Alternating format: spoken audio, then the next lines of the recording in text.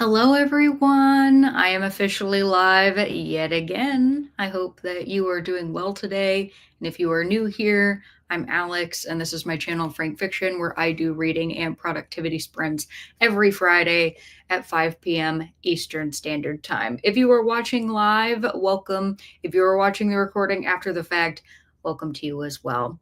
I am very excited to say that after a really long time of reading the same books, I was able to complete one of those books before making it to this live show. So I'm happy to report that I have finished Life After Life by Kate Atkinson. And since my last sprint, I also read The Illustrated Eric by Terry Pratchett, which was the next book in the Discworld series that I needed to read.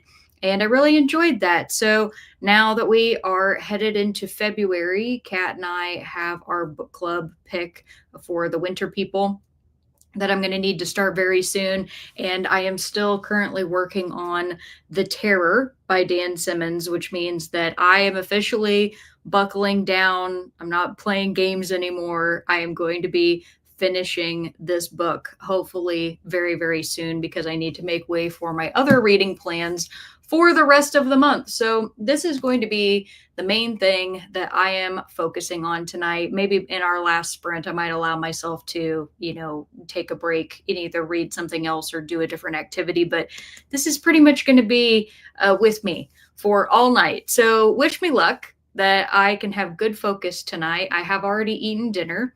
I had a smoked salmon, cream cheese, and caper everything bagel, which I love. It's like one of my favorite breakfast foods.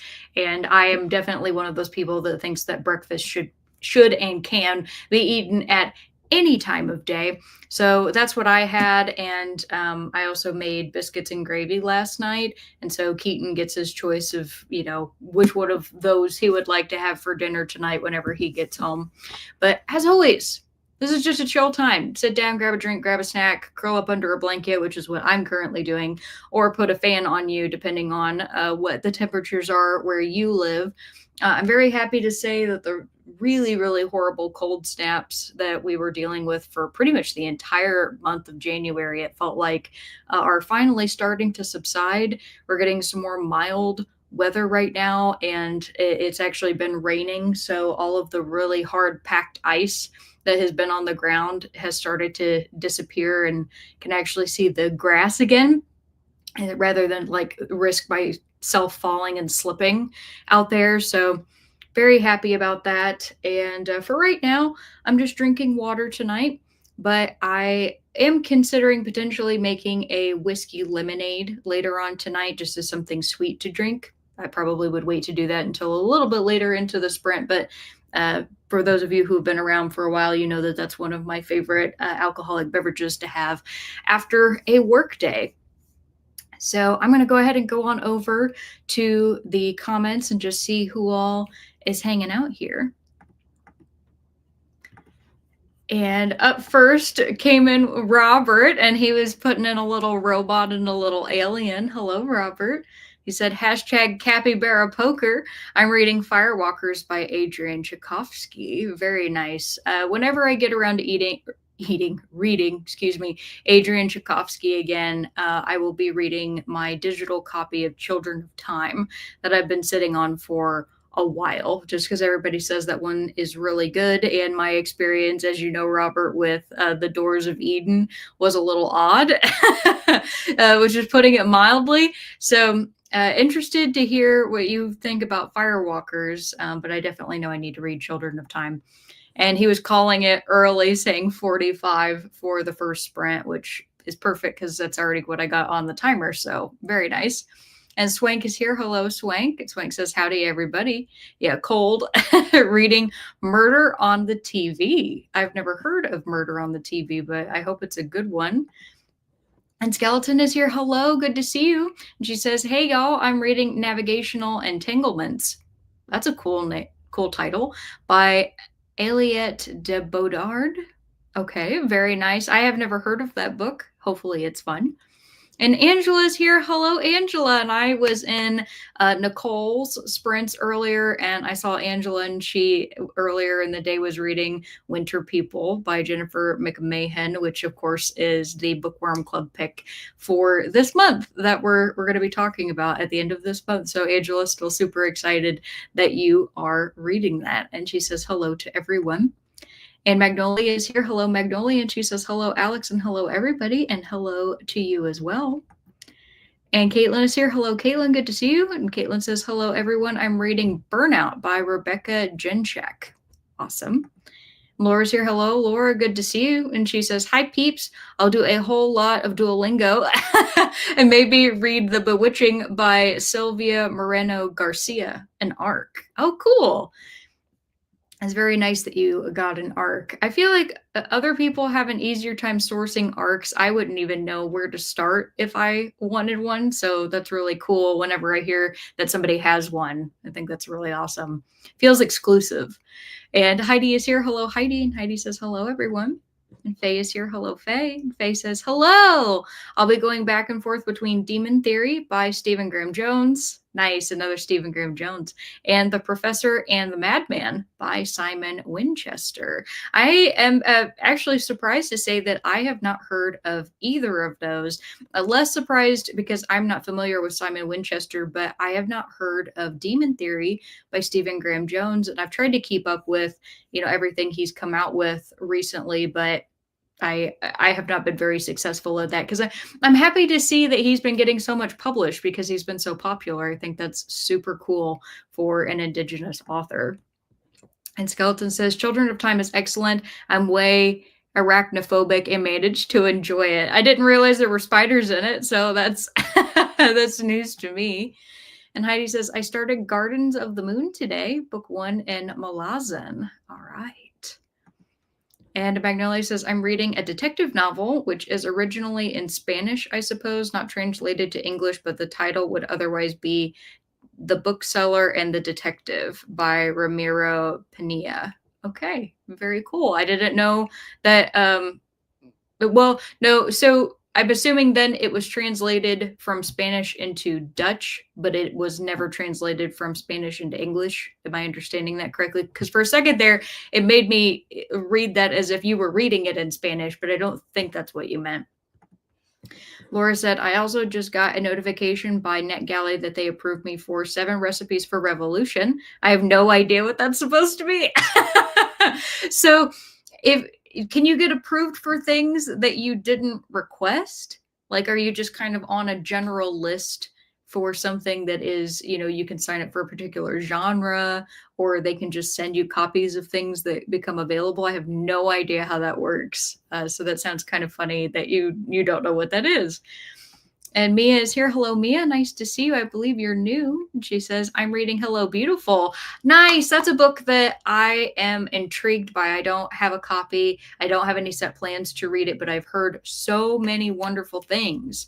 So I hope you end up really loving it. I believe it won an award, or probably multiple awards at this point. And Robert says, Heidi, I will give Garden another shot. Okay. And Faye says, The Professor and the Madman is a nonfiction. Okay, I'll tell you more about it when we get to your second to last question. Oh, about what you learned in the last week. Very cool. Awesome. I love that. And Skeleton says, The Professor and the Madman is wild. Who knew writing dictionaries was so interesting? That's what it's about? Oh, wow. Okay, yes. Faye, very interested to hear what you have to say. Laura said, by the way, NetGalley is where I get the ARCs. I believe that you've mentioned that before, that that's where you get them, because I definitely am aware of NetGalley. And Heidi said, Robert, I would love that I'm reading I'm reading a book every other month. Very nice. And Faye said, Skeleton, so cool. And Magnolia said, yes, I'm reading it in Dutch. I don't know any Spanish. And I am starting it, so I lied about reading it already. You liar. No, that's fine. Laura said, I did request the book, but forgot. Oh, okay. I sent requests for quite a number of books.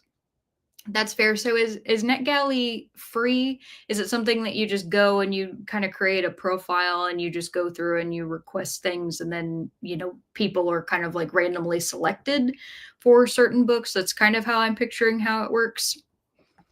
And Kat is here. Hello, Kat. And Kat says, "Hey, Alex and friends. I've been reading my Poe biography on and off today. I'm at my sister's house in Atlanta. Oh, fun. I hope you're having a great time.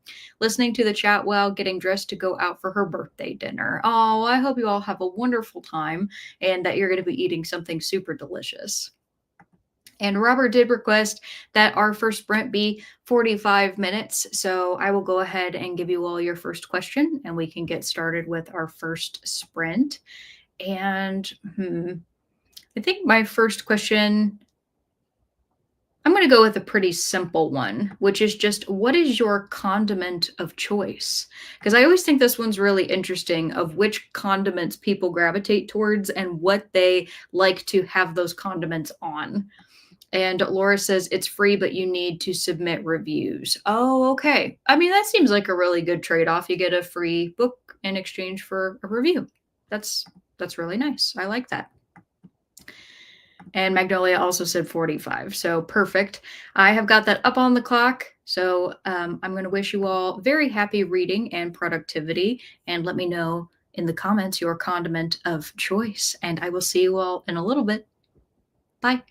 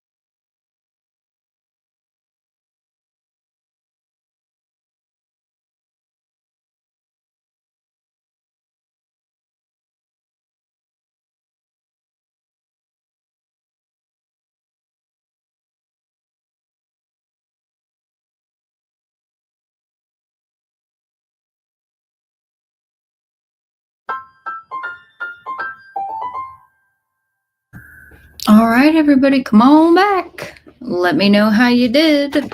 I made it to page 343.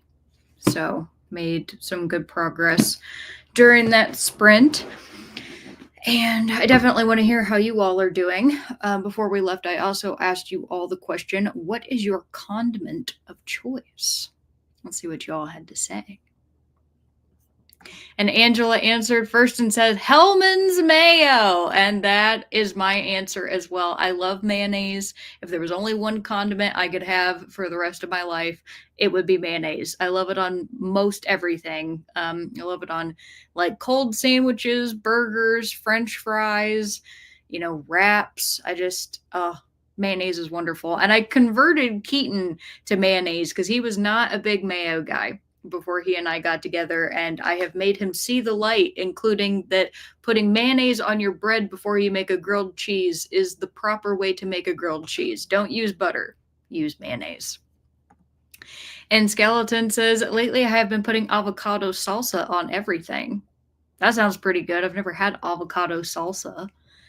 That sounds delicious. Robert says, Angela Hellman Mayo, same. Yes, the Mayo people. And Spike says ketchup. All right. Now, do you also like the catsup stuff, which is like a slightly different makeup, but is very similar to ketchup? And Heidi says Chick-fil-A sauce, it makes anything you put on it taste better, like a veggie burger. Okay, I haven't had the Chick-fil-A sauce, so I don't know what that tastes like. And Kat says, hard question, Alex, since it depends on what I'm eating. I guess I'd have to choose mayo with ketchup being a close second. Yeah. If you have ever mixed your mayonnaise with your ketchup to make mayo chup, that is also an excellent condiment. And they do sell those like complete, like you can buy them that way, pre-mixed in a bottle. So technically, if you wanted to say mayo chup as your answer, you could. And Angela said, I don't know much about NetGalley, but a lot of booktubers are often behind in their reviews and are playing catch up. Maybe you have to review a certain amount before they send more. Okay, I mean, that would make a lot of sense because I could only imagine if you get sent a bunch of books at once and you're just kind of reading them as you get to them. But the part about that, I guess I find, sorry, I'm messing with my bangs and I swooped them the wrong way. So what happens when I'm looking at a camera? I I would have to imagine though that after a certain point of having an arc, that if the book has come out by then, like, is it even worth it to do the review for the arc? Like from the perspective of NetGalley, like if you don't have to review it within a certain amount of time, and you don't have to do it before the book is officially released, I don't really see what function that review would serve at that point because anybody else can review it on Goodreads and it wouldn't be like an exclusive thing anymore. So if anybody can explain that to me, that might help. And Zach, hello, Zach. Zach says, mayo is my fave. Woo! Ketchup covers most other things not mayoable. True. Kaylin, barbecue sauce. I figured there had to be at least one person in the comments that said barbecue sauce. I know that that is a big thing for some people. So fries, burgers, things like that. I don't like ketchup. Okay. I have had a barbecue burger before, like a jalapeno barbecue burger, and that's not something I traditionally eat, but the one that I had was delicious. Loved it. And Skeleton says, I have pretty much abandoned my NetGalley account because I got so far behind. If your ratio gets below a certain point, hardly anybody will approve your ARC requests. Okay, that helps to kind of make a better picture. And you said there is a section of ARCs that don't require approval, though, which is a good way to get started. If they don't require approval, though, I'm going to assume that that means that they're probably from maybe like smaller authors or maybe independent publishers, books that other people might not have heard of. Because I would imagine if it's a big name author, they either probably already have a like publicity circuit that they do of like big reviewers on, TikTok, YouTube, Instagram, that they would probably send copies to just to kind of like drum up excitement. or that people would be like vying for those so that you would have like limited copies but more people who want them. Just trying to think about like how the supply and demand of that would work. So knowing nothing about it, if I'm wrong, let me know, but it seems like that would make the most sense. And Zach says, Angela, yes, if the percentage of reviews is low, you are less likely to get approved for more arcs, and 80% review rate on, or higher is what publishers want. Okay. But here's my question then. Is it 80% review rate, but it doesn't matter how you review them? Because like let's say 80% you review 80% of the books that you've received and you've hated every single one.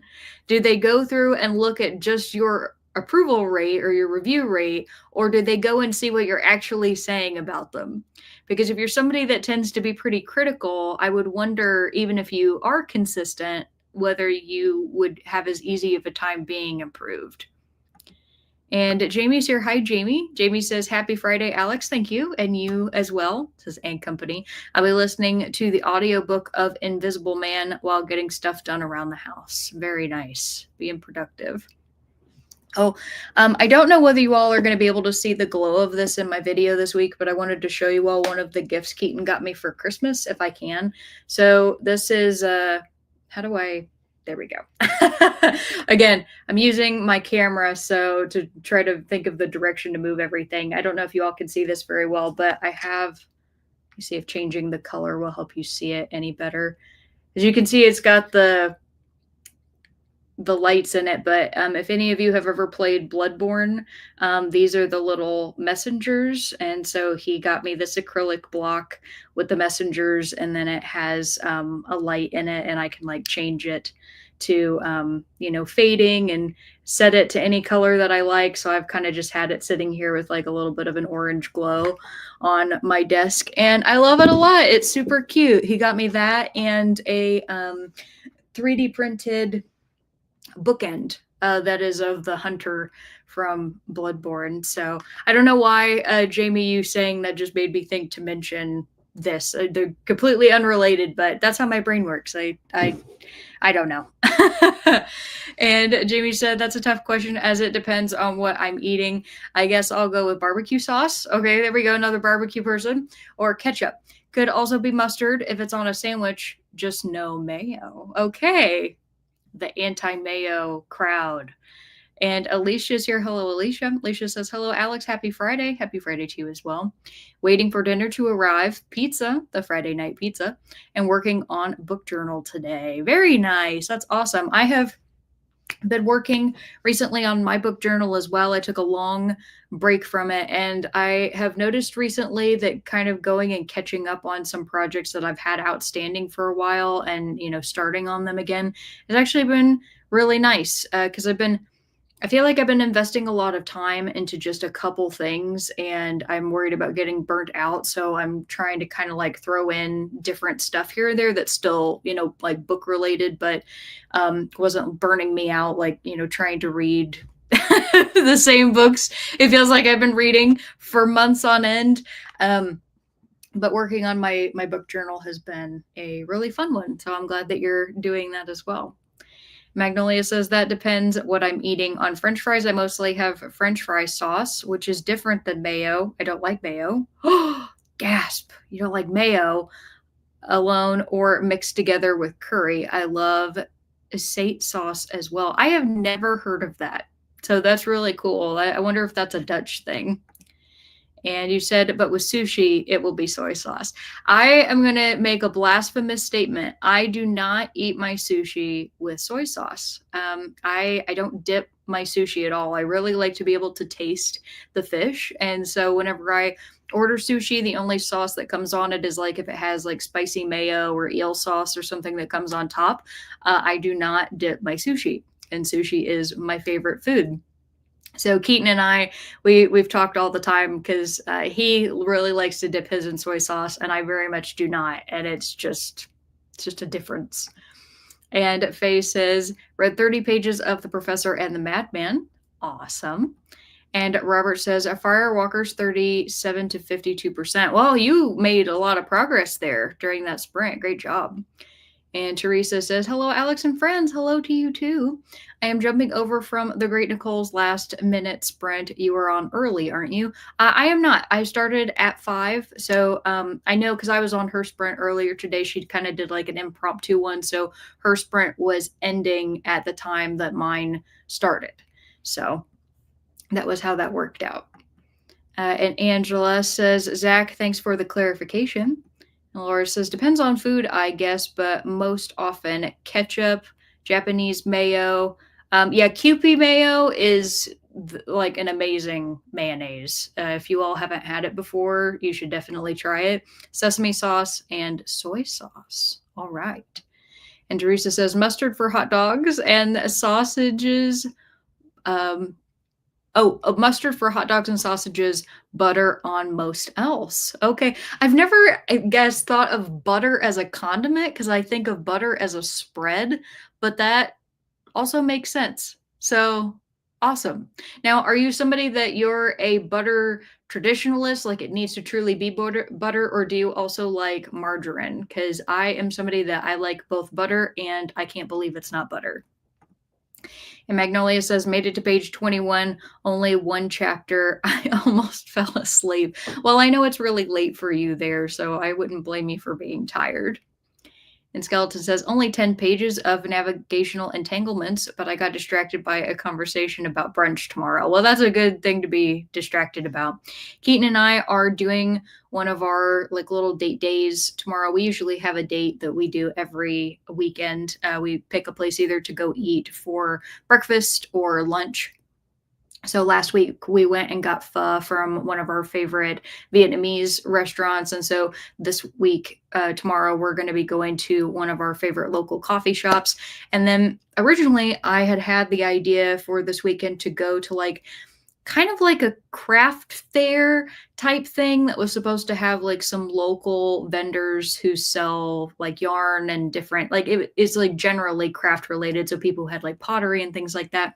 And I was taking a look at the vendors list and I wasn't super interested in anything specific, but I told Keaton there was a local yarn store that I've been wanting to check out, and I got some new patterns like I can kind of like scope out yarn for. And so after we get coffee tomorrow, we're going to go to the yarn store.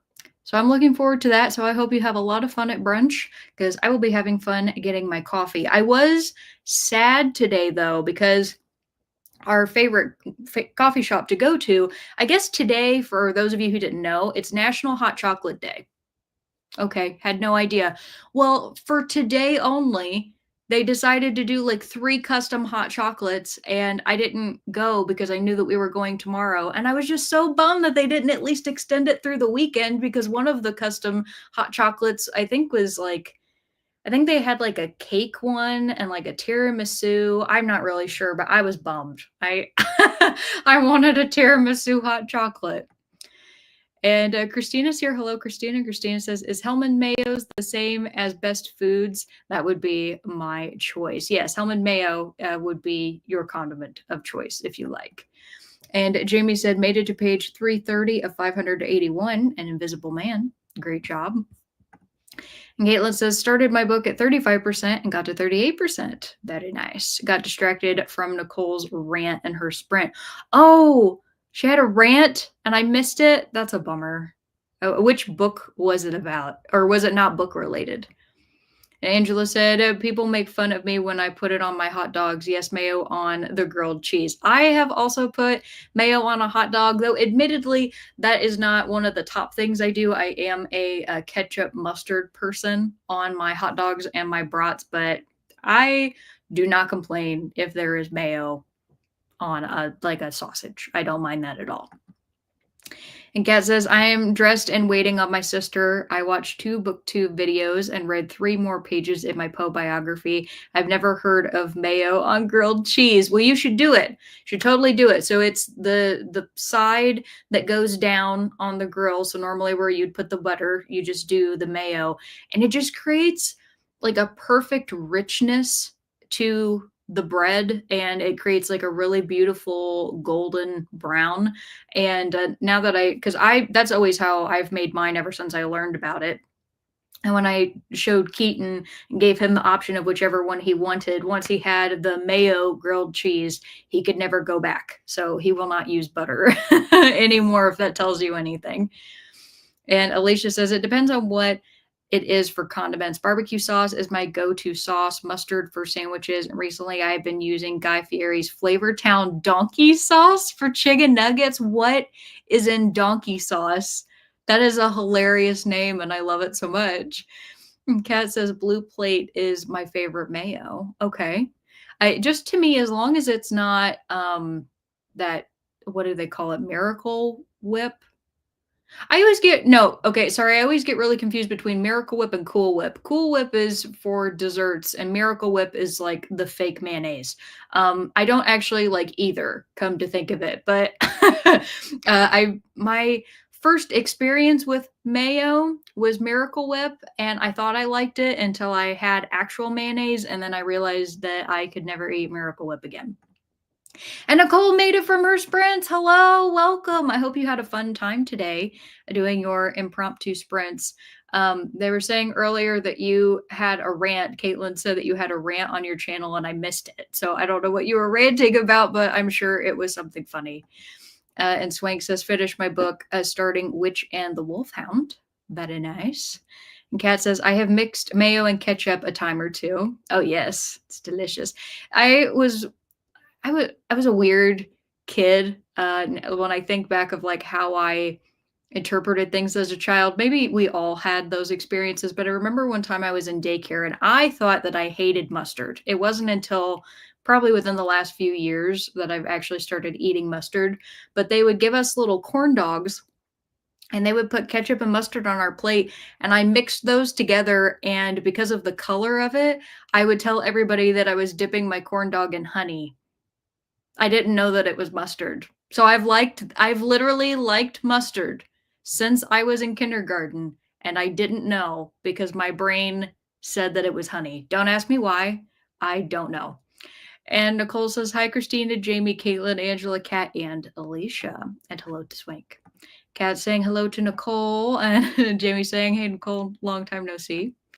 Skeleton says, yeah, the arcs that don't require approval are mostly indie publishers or new authors. That makes sense. That's to be expected.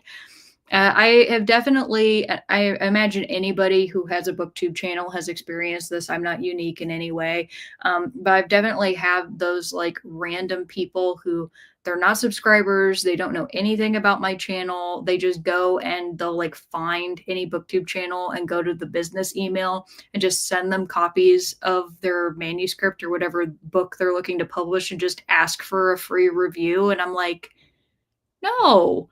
Like if I'm interested in it, like I would reach out, right? So I just feel like, I don't know. In that case, it would be perfectly fine because if you're going on NetGalley and you were asking for a copy of that particular book, then you're already showing interest in it. But people who like try to solicit for it when they don't even know who you are, I feel like is very bad manners. And Swank says, hi, Nicole and Kat. I ordered my copy of Bayou Book Thief. How fun. And Nicole said, it's been a while. Mayo. Yes, Mayo. Reading something. Chores. Well, you've gotten a lot of reading in today, so that's good. And Zach says, another condiment I love is Samyang chicken bulldog sauce. Oh, yeah, I've had that. I've had that ramen. That stuff is super spicy. Coyote ketchup is made by a company in Wyoming and is a good twist on ketchup, like steak sauce. That sounds pretty good. And Kat says, hey, Swank, yay about Bayou Book Thief. I saw your comment earlier. Excited. And Skeleton says, I just got notification that Bayou Book Thief is waiting for me at the library. How nice. And Kat says, woohoo, Stina. And Christina says, hi, Nicole and everyone. And Zach says, some publishers will blacklist reviewers if they don't like their reviews. See, that is also irritating because I understand, I mean, my background's in marketing. So obviously you don't want to pick people to review your products if you get the feeling that they're going to be shitting on them for the fun of it, or maybe they just don't like the types of things that your authors publish.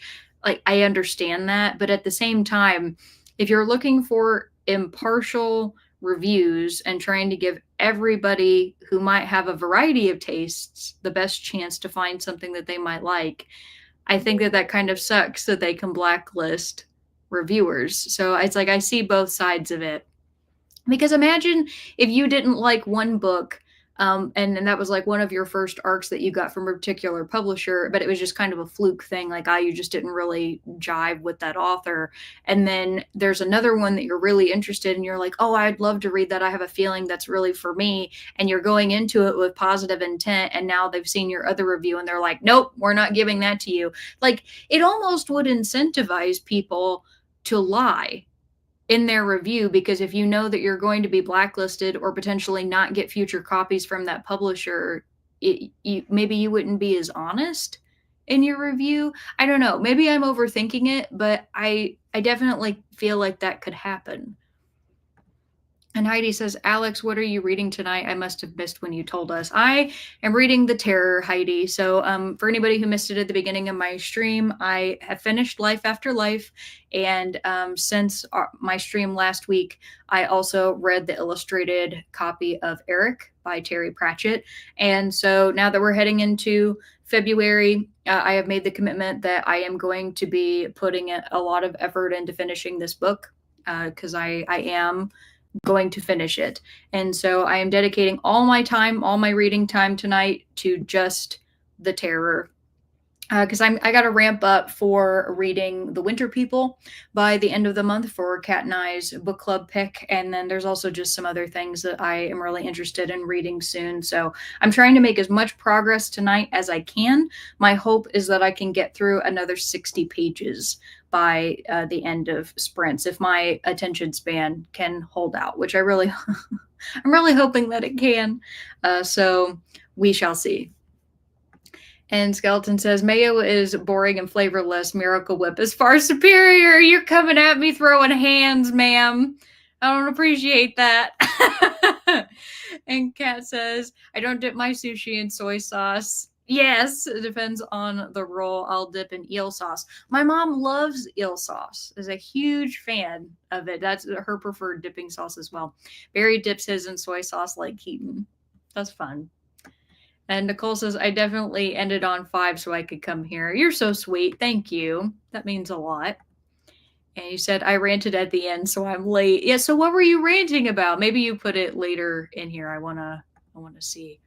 Magnolia says, satay sauce can also be named peanut sauce. Oh, or in English, I had to look it up. It will be written satay sauce. Okay. Peanut sauce. I'm trying to think if is that like a really runny sauce or is it thick? I'm trying to envision what the sauce would be like. And Robert says, Nicole, hashtag Ohio. Oh no.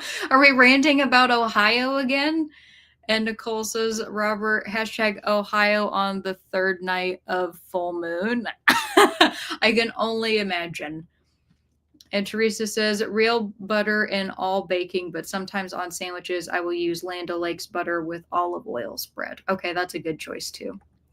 And Zach says, listen to Ludwig the Holy Blade by Geoff Plays Guitar. It's a cover of the Bloodborne Ludwig theme in the style of Doom Eternal. Oh, that would be cool. I've been listening to it about twice a day lately. That would be a style I would like, because I have some Doom music that I have in my playlist. I call that my rage music. Like if I just need to allow myself while driving in the car to experience anger before I have to go back and just be normal in public, I will listen to Doom music driving on the highway. Not like road raging or anything, because I'm a very safe driver.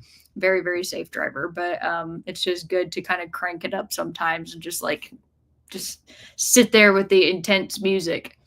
And Robert says, Nicole, hashtag Fibonacci purple font 6 years TBR. And Nicole says, you can go back and watch. It's at the very end on the women. Oh, okay. Got it. Thank you. And Heidi says, Alex, when my husband and I were first together 20 years ago, we used to go out for brunch every Sunday. Good times. But now he cooks brunch in our kitchen, so kind of similar. Well, that's nice that he will cook brunch, though. That's super sweet.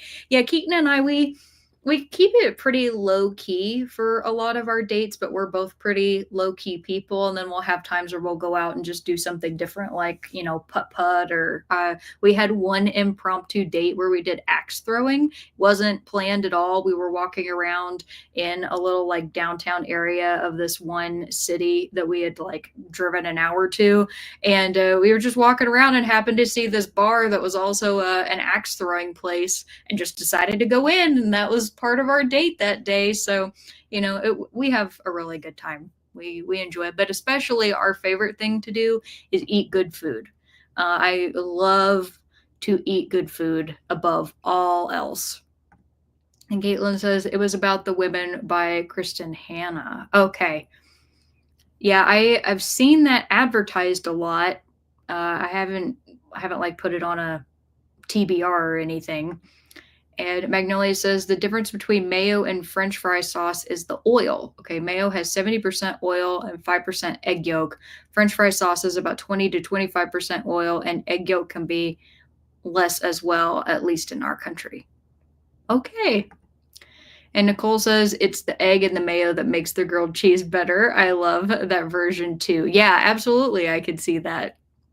Hadn't really thought of it that way, but that makes sense. And Heidi says, growing up, we had the BLT with mayo. Sounds similar to the grilled cheese.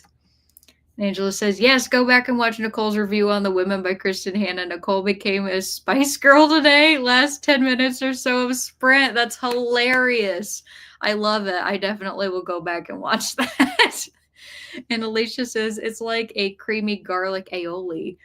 I do love an aioli. I don't really, to be honest with you all, I don't know what the difference truly is between mayo and aioli, except it seems like aioli is thicker, or like it's flavored like garlic, for example, whereas mayo is just mayo. Because isn't aioli, the base of it is mayo, and then you add something to it? Somebody could explain that to me. Magnolia says, and Alex did it again, making me hungry during a sprint. I can't help it. It's my superpower. And Nicole said, I had lots of fun. And Teresa said, I had a coworker convince me to try mayo on my BLT, and I did, and did not like it. Butter always. That's fair. Everybody likes what they like. And Skeleton said, for egg rolls and such, I like mixing hot mustard into duck sauce. Okay, duck sauce is something I've had only a couple times. Definitely has a unique flavor. And Nicole said, Puerto Ricans do it right. One of the island-wide condiments is mayo ketchup. Got to get that mayo chup. And Alicia said, hello, Nicole. Nicole says, I don't get requests for reviews. I get requests to help me improve my channel. Oh, I get tons of those too. And those automatically get deleted. Like the second I can see the first line of, I went and looked at your channel and it was great, but I was like, cool. Not interested. And Nicole says, I think that's what happens. People get paid or want to keep reviewing, and then we, the normal readers, get to read it and see what it's really like. Yeah, that kind of goes along with sponsorships as well, of, you know, like let's say you were sponsored by a certain publisher, even something like Book of the Month, because I know a lot of booktubers get sponsored by Book of the Month. If you genuinely either didn't read the books, or you weren't that big of a fan of the authors that month, but you're being paid to talk about this specific service or these specific works, it just doesn't really seem fair to talk about them, because like the number of times that I have seen booktubers be sponsored by Book of the Month, and then they make a comment like, oh, well, they sent me copies of all 5 books this month, and I will be donating them to my local library. It's like, I guess you weren't that excited about them if you're willing to donate them or give them away. Because sometimes they'll be like, I'm going to give them away to my subscribers. It's like, cool, but if you really wanted them, probably you'd hang on to them. So I don't know. That's my hot take. And Zach says, yeah, I think getting people to lie for higher reviews is a feature, not a bug. Okay, well, at least I wasn't just like pulling that out of thin air, because that I genuinely didn't even know, like, I don't know anything about NetGalley. So I was pulling that from my own just experience of understanding marketing, what people will do to be able to keep receiving things for free. And Zach says, Mayo is superior, but I do F around with Miracle Whip. Okay. Well, you know what? You said Mayo superior, so that's fine. And Skeleton says, Miyoko's oat milk spread is a good butter substitute. It's the only one my lactose intolerant husband will eat. I didn't even know that they had oat milk spreads. So you've taught me something new. And Nicole says, Zach, that's my feeling on the mayo whip discussion too. Magnolia says the sauce is runny, but not too much, and mostly eaten warm, though cold is an option as well. It's delicious. I can't believe you don't know it there in the USA. You're missing out. I'm sure that we are. I'm a sauce gal. Like, if I have the option between having too much sauce or my food being dry, I inherited that trait from my mom. Actually, my dad too, come to think of it, because if he orders wings, for example, he'll always ask for them extra wet, like he wants them coated like as much as possible. So we're just sauce people. Skeleton says, we've been trying to have some gaming friends over for a holiday brunch for about 2 months now. Fingers crossed that nobody gets sick and we don't have a surprise blizzard tonight. I don't think you'll have a surprise blizzard. I think you would know about that if it was going to show up, but definitely hoping that nobody is ill. I know trying to get people together sometimes can be really hard. That's the thing about, like, when you're a kid and you think about when you're an adult and you're like, oh, I'm just going to have all the free time and I'll be able to do anything I want. And then you realize how difficult it is to meet up with friends. I've been trying to see a couple of my friends since last July, and things just haven't worked out. So I'm finally getting to see them in a week. So I'm looking forward to that. And Nicole said, Sate sauce is amazing, typically served here with Thai food. So is that, if I am thinking of that correctly, it's the type of peanut sauce maybe that they use in a lot of Asian style dishes. Because I think I have some of that in my cabinet, actually, if we're thinking of the same thing. And Magnolia says, yeah, it is indeed a typical Asian sauce, I suppose, Nicole. Okay. Barbara says, satay chili sauce. Oh, yeah. Lee Kum Ki USA. I had to Google it. I do like a good chili sauce. Heidi says the aioli has mustard, garlic, and lemon juice to the mayo. Ah, okay. Well, that makes sense. And that also explains why I like aioli. Teresa says Arby's sauce is the best on beef or fries. Okay. I've never heard anybody tout the Arby's sauce, but I respect that you like it, Teresa. And Nicole said, Alex, you also don't want to give a random person money and access to your YouTube studio? No, I sure as crap don't. And Kat says, my sister and I are heading out to dinner. Thanks for sprints, Alex. Happy weekend, everyone. And you as well, Kat. Enjoy your time with your sister. And Heidi said, I have a YouTube premium with no commercials, so when a booktuber has a sponsor, I want to scream and I unsub immediately. Yeah, I follow a lot of people that have, promos in their YouTube. I mean, like, just all different channels, so you see many, many different kinds of sponsorships. And I always fast forward through them. And I have to wonder from the perspective of the sponsor, because it's not like when you have an ad on YouTube and somebody is held there captive until the whatever skipping point that there is. So it's like somebody's guaranteed to see it. As soon as somebody starts talking about, and the sponsor of today's video, you can just skip through however many minutes they sit there talking about it. Like, what benefit is that really to the sponsor? Not to mention the fact that the YouTuber then is getting less watch time, because, like, if they have a 10-minute video and 2 minutes of it is an ad read, they're missing out on a fifth of the watch time.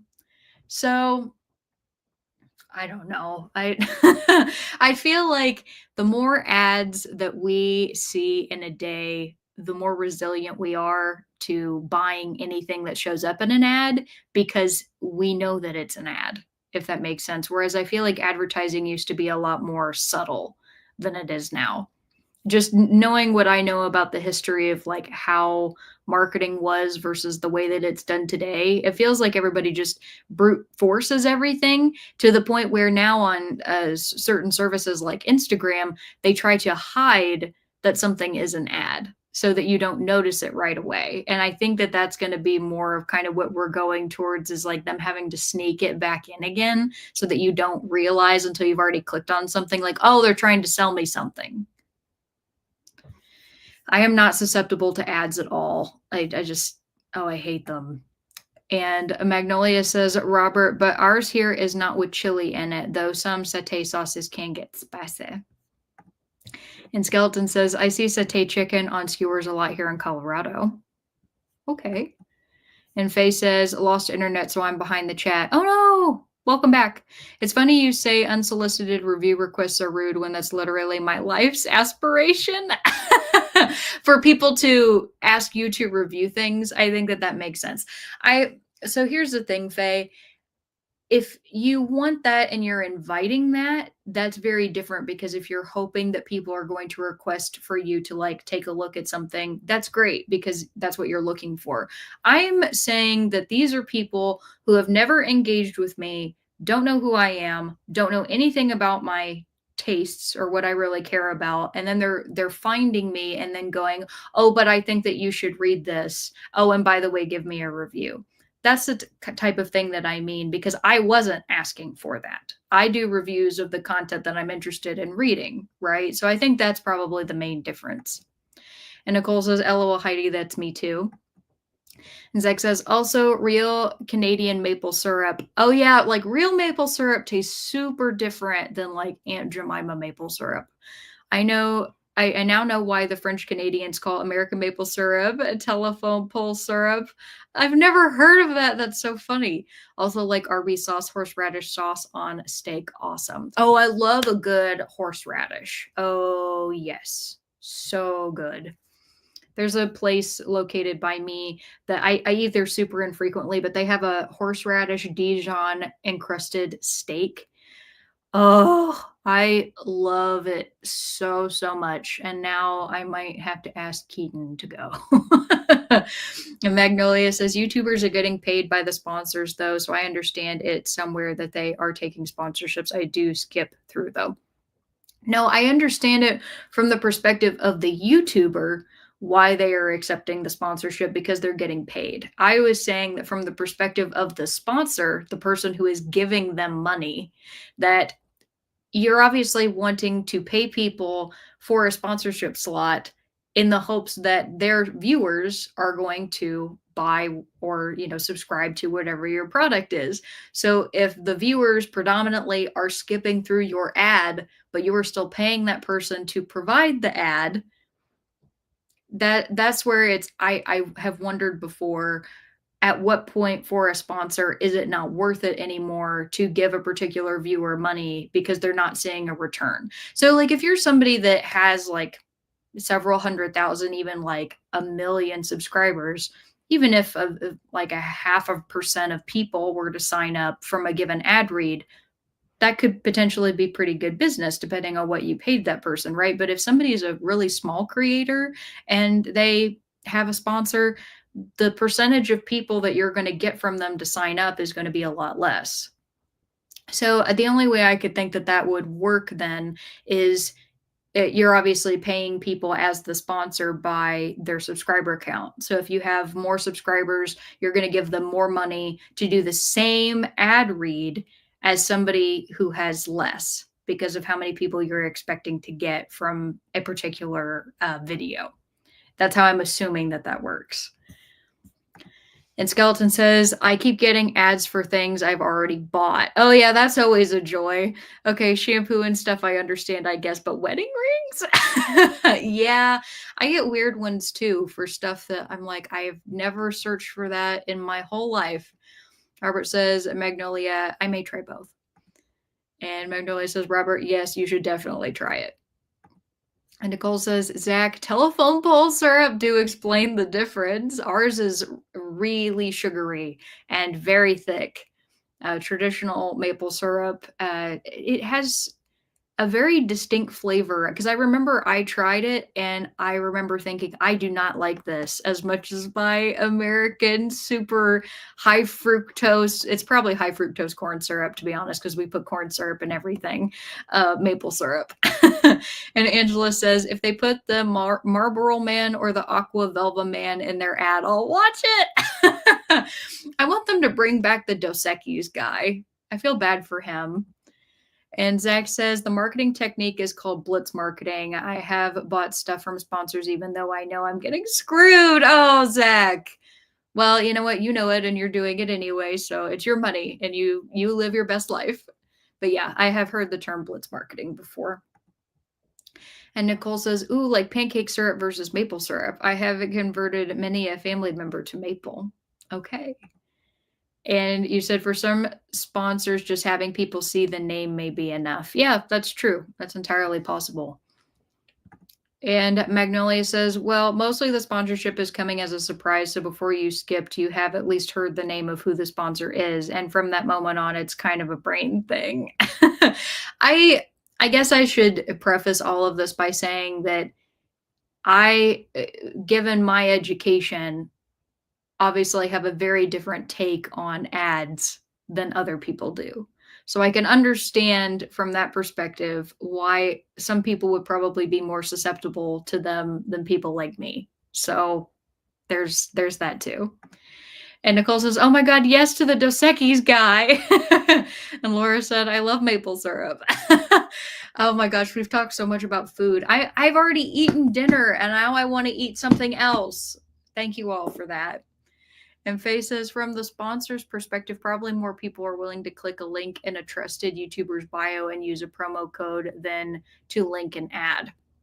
Oh, that is very true. But as we've seen with the recent honey scandal, just because a particular company is sponsoring a YouTuber does not mean that that brand is ethical or that their products are good. And the fact that the products are being vetted by the YouTuber and maybe in some instances by YouTube, but not necessarily like being backed by anything.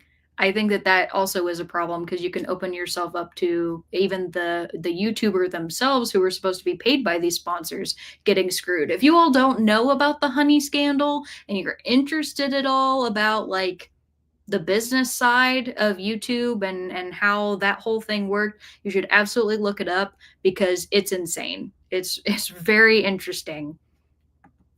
And Nicole said on surprised YouTube sponsorships aren't more about product placement. I think I might have misread that. Magnolia says, "Ha, you're making yourself hungry." It's true. Karma. And Zach says, "I learned the telephone pole syrup from Emily Fox. The telephone pole syrup thing is kind of just making fun of it for being gross and inauthentic." Yeah, that's what I figured you meant by that. Nicole says, "Scandal tea." Oh, yes, the honey scandal. The honey is in the company honey, not like bee honey. Robert says, "Alex, hot dogs and peanut oil sauce free." Maybe not that one, Robert. And Zach says, "I stopped watching Max Miller because he promoted Vita Ramen and tried it, and it was absolutely disgusting."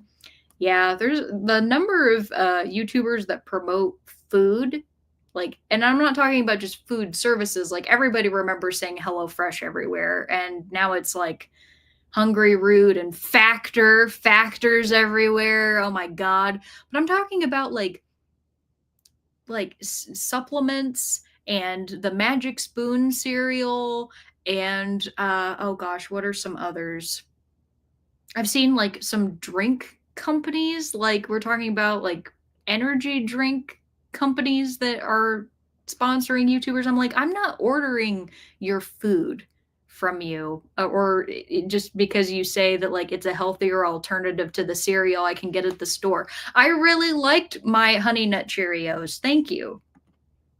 And Skeleton says, "I think Legal Eagle has a good video about the scandal." Yes, he does. I also watch Legal Eagle. He's great. And Nicole says, "Sorry, I'm surprised sponsorships aren't more about product placement. Oh, yeah. Well, there are some that are more clever. Well, they will put something in the frame and they'll leave it there for the whole time. And I actually do respect those people only because it reminds me of old movies. And we all know what that's like. And I mean, even movies today do it, though sometimes it's not quite as obvious. Where it was like Coca-Cola, or Pepsi or something is like placed strategically in the background of a scene. I do think that that's very funny. And Tessadine says, hello, everyone, and hello to you too, Tessadine.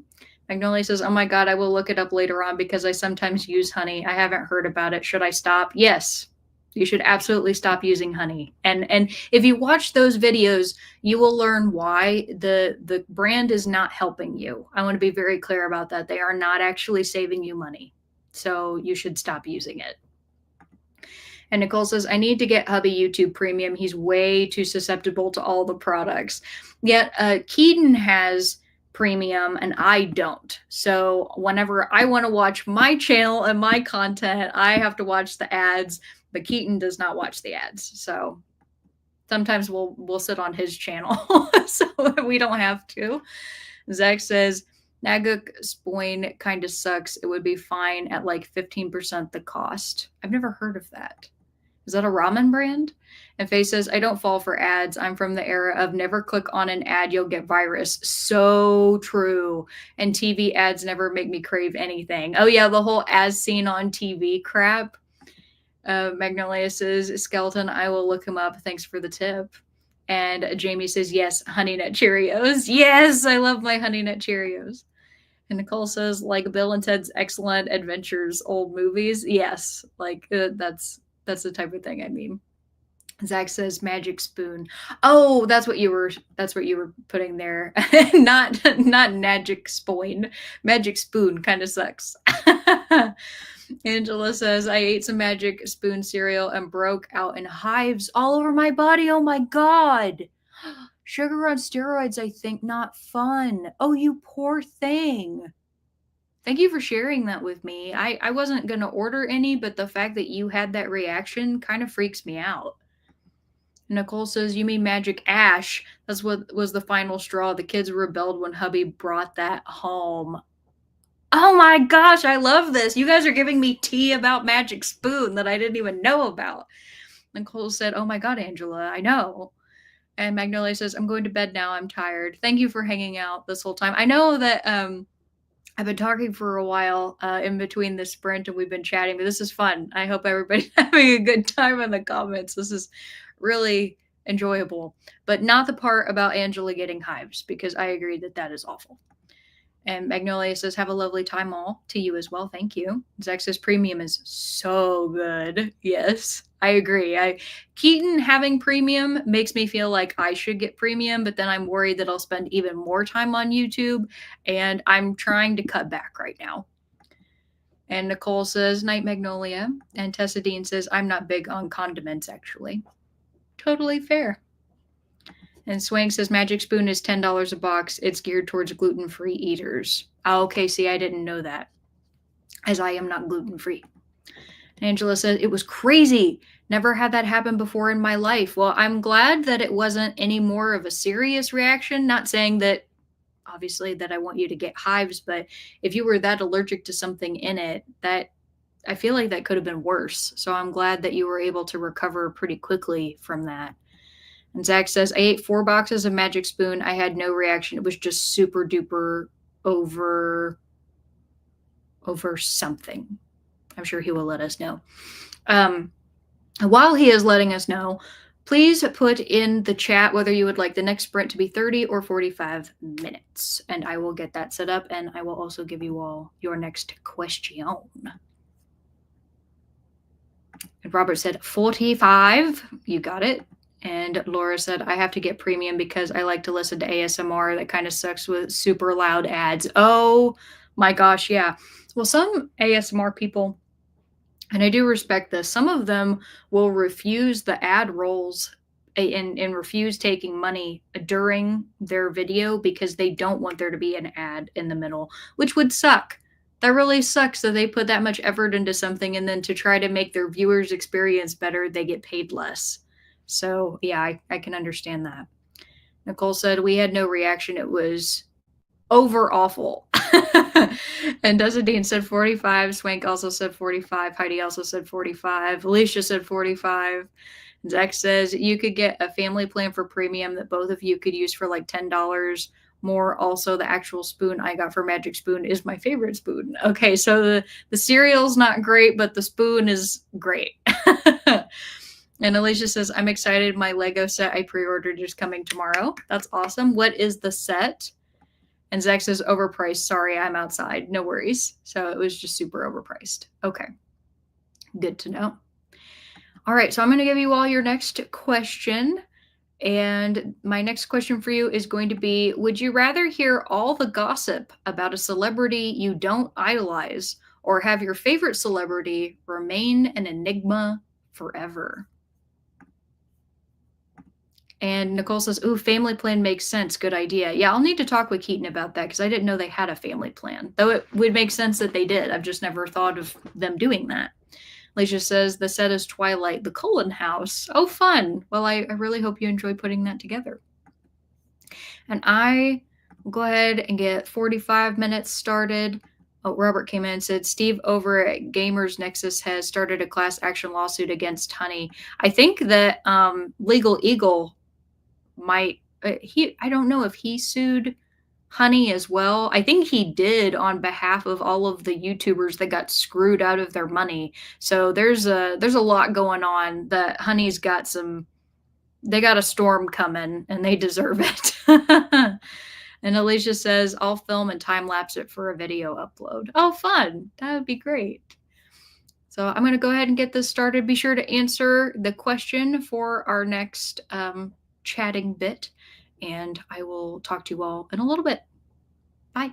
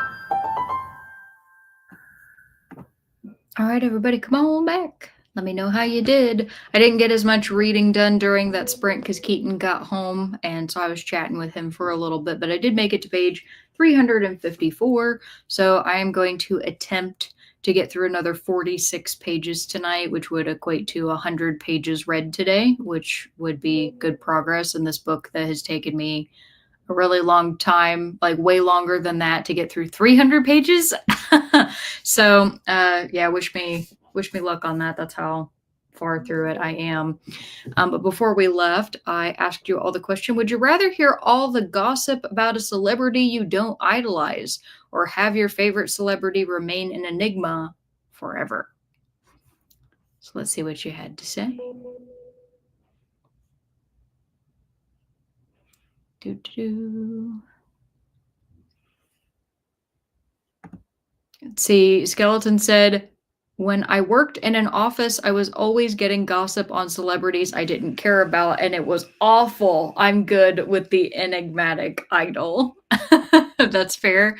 And Faye says, fave celeb remains an enigma. I resolve not to have a fave celeb anymore because they're all overshare these days and put me off them.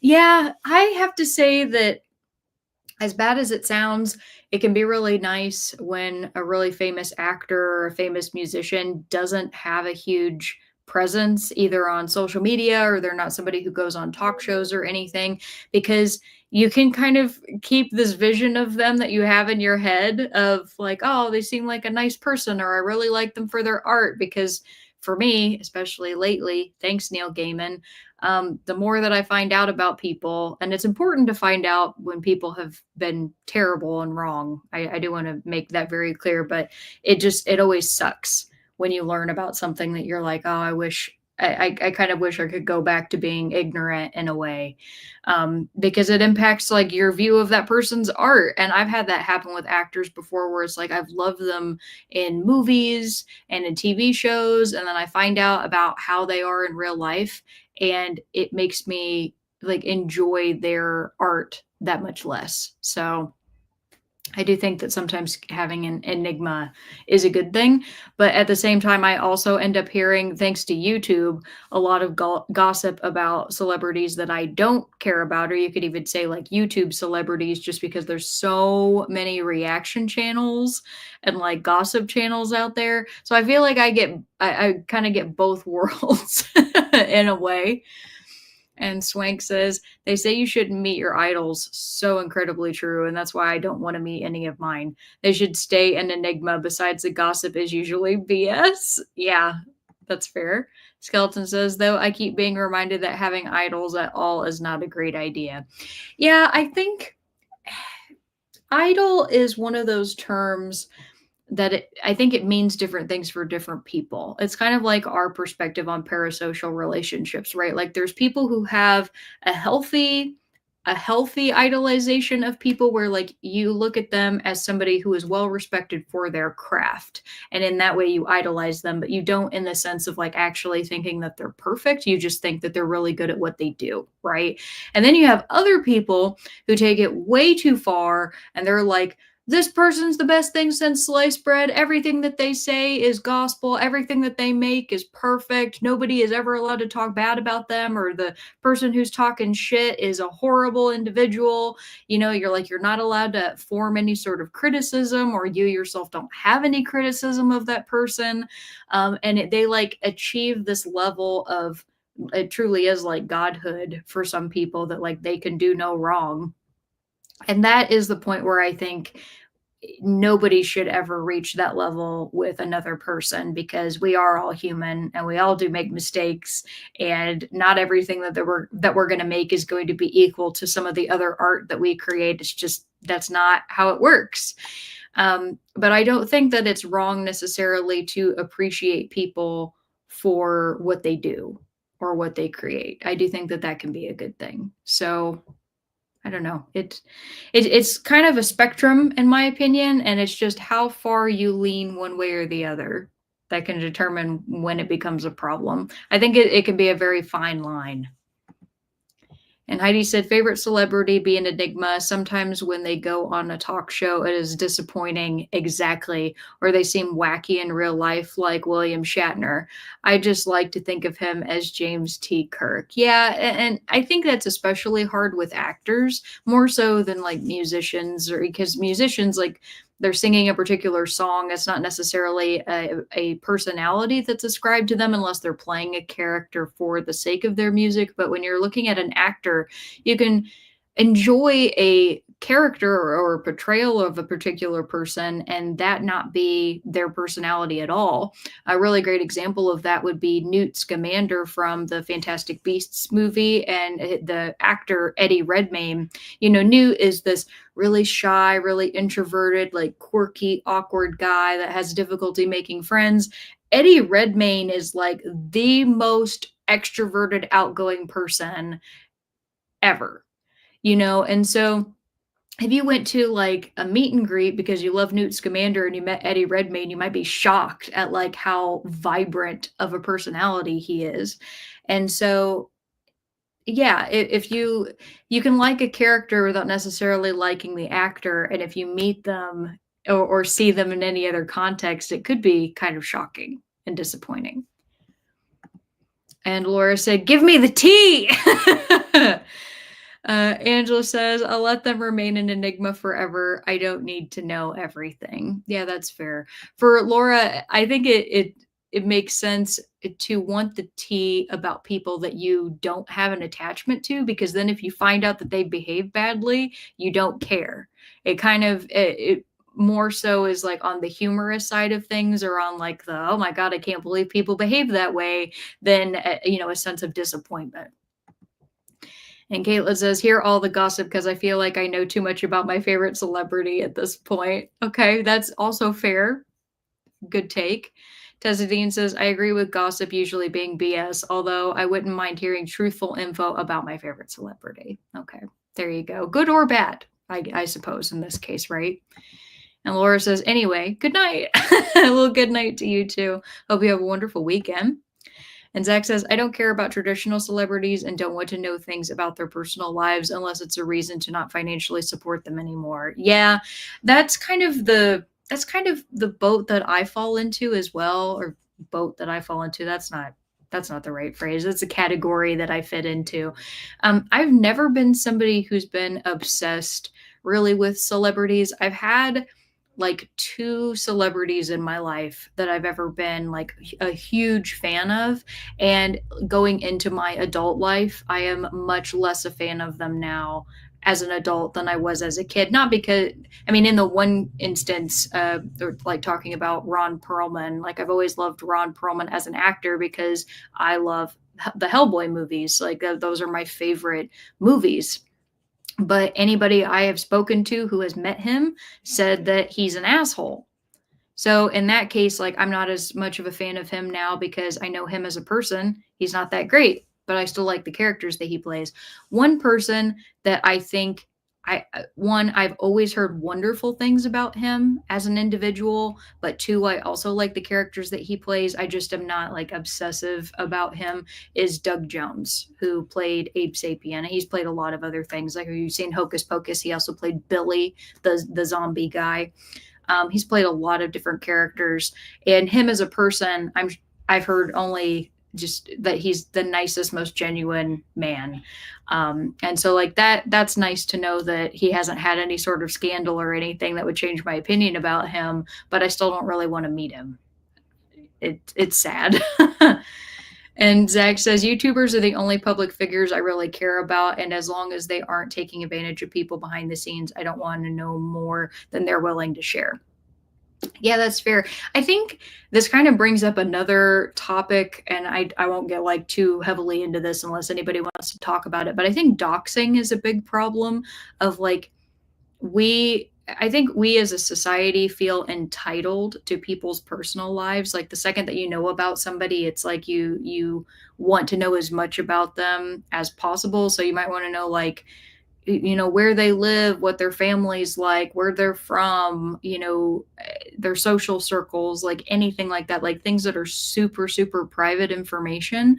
And I get really freaked out by doxing, and the idea that there's somebody out there that they hit, I don't know, 500,000 subscribers, and they got that one person who was a fan who like figured out where they live, and they just like showed up at their house. That shit terrifies me.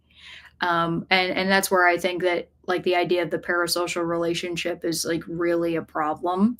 And that's why I mean, I share a lot about myself and my personality, but there are details of my life that I don't like telling people for that reason, is because most people would not take it too far and would not be weird and would be like perfectly just happy to exist in this space.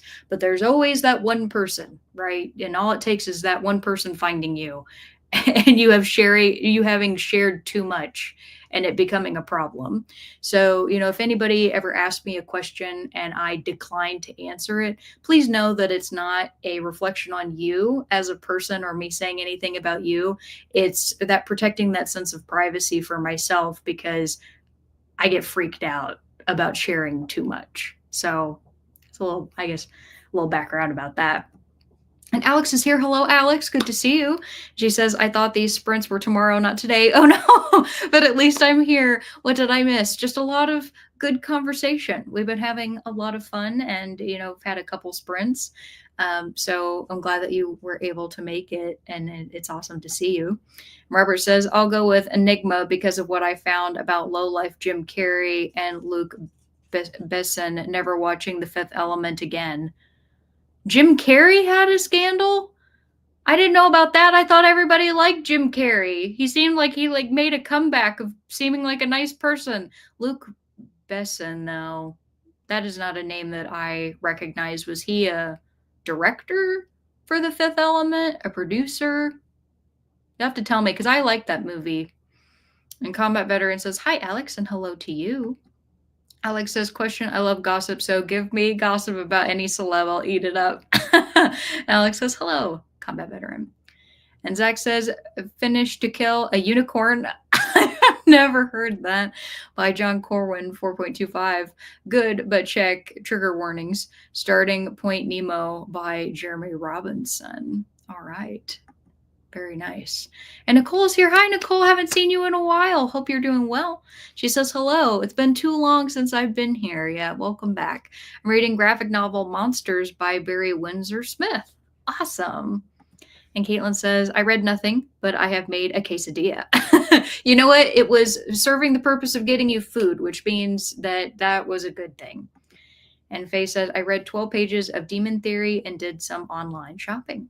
Very, very nice. And Alex says, I like being disillusioned about celebs. It keeps me grounded and less delulu. That's fair. Yeah, it reminds you that they are people too, right? Also, we're getting close to the end of our sprints, or not our sprints, sorry, our comments here. So if you all want to let me know whether you'd like to do 30 or 45 minutes, I will get that next one set up. And Zach says, did anyone else hear an alarm noise? It's intermittent and kind of quiet. There is not one that is going on in my home. So if you are hearing that, it's either some weird feedback or it's in your environment, but I have not heard anything. If I am having some sort of weird feedback noise, somebody please tell me. And Alicia says, I would be afraid to meet any of my favorite celebrities. One, because of fangirling. And two, I think I would rather they remain an enigma forever. I don't want to ruin it. Yeah, that's fair. Because I'm always afraid that even if they were a nice person, that I'm going to be an awkward potato. And then I'm only going to think about how I was an awkward potato while meeting my celebrity person that I want to see, and then I'm gonna feel like death for the rest of my life whenever I think about that person. And Faye says, it freaks me out when YouTubers or people on social media give out loads of info about themselves and their children. It's so dangerous. I do have a huge problem with people sharing a lot about their kids, like family vloggers. There is so much that has come out about kids that have grown up and who live the life of family vloggers, whether that be for travel or just like all of their personal lives were put online, and how damaging that was for them. And that does bother me because it opens people up to identity theft. Like you open your kids up to identity theft. And, It's one thing if you kind of just like show them and it's like, oh, like these are my kids. It's another thing if they're everything about their lives. Like we're talking like like the Duggars, okay? Like everything about them is filmed and publicized, and they are not allowed any semblance of privacy. I do think that that's a huge problem. And Skeleton says Luke Besson did Le Grand Bleu, didn't he? I have not seen or heard of that. Heidi said many male celebrities drop their first wives once they get famous and usually marry the nanny. I think Jim Carrey was one of those. Is that legit? That's terrible. I hate that so much. And Swank says 45. Heidi said 45. Alicia 45. Well, perfect. We'll just do another 45. And Alex says, Faye, I avoid any YouTubers and celebs who put kids in their content. It's not safe at all. Yeah, very fair. Heidi says, finally able to read now. Yeah, awesome. And Zach says, To Kill a Unicorn is an urban fantasy, but a little abrasive in a few places. Okay, good to know. Yeah, I've never heard of that. Zach, you introduced me to some titles that I was like, I have no idea where that came from or how you found it, but it's a good title. I like it. But I will go ahead and give you all your next question. Get our 45-minute timer going. And our next question is going to be, would you rather be locked for a week in a room that's overly bright or a room that's totally dark? And Skeleton says, oh gosh, Balloon Boy happened here. So at the sheriff's office, we kept hearing about their attempts at online fame. What a bunch of weirdos. Balloon Boy? I'm gonna Google that whenever we go to our next sprint here in just a sec, because I have no idea what that is. That sounds awful. Oh wait.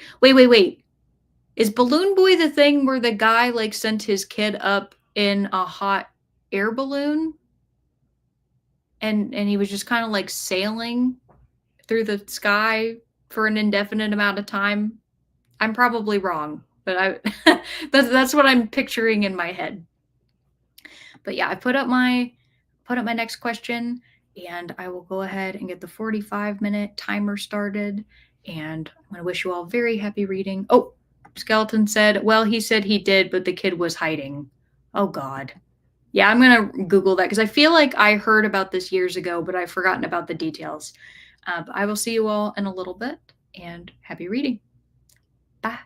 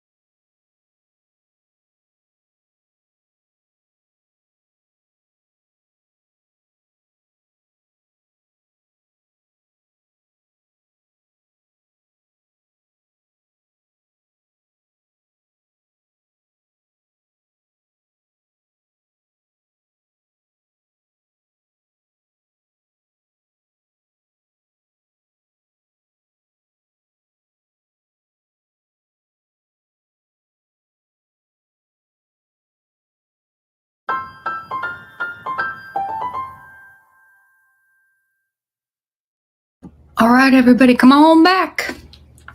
Let me know how you did. I took a snack break during that sprint, but I still got to page